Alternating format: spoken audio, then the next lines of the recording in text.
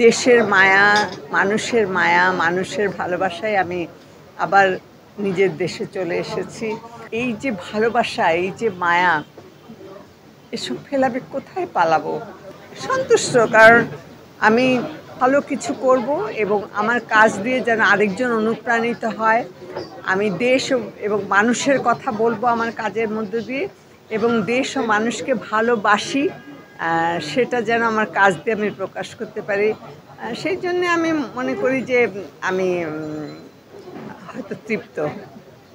দেশের মায়া, মানুষের ভালোবাসায় আমি আবার নিজের দেশে চলে এসেছি।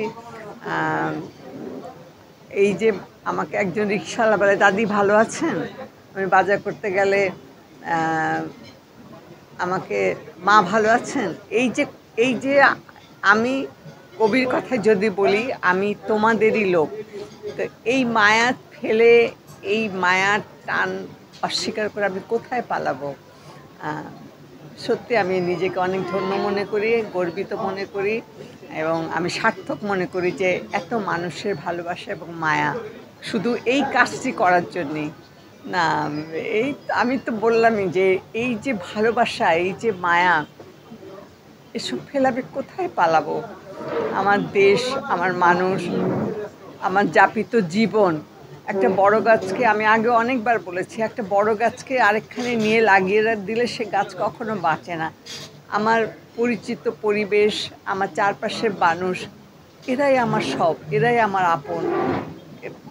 এদের কষ্ট দেখলে আমার কষ্ট লাগে, এরা ভালো থাকলে আমার ভালো লাগে।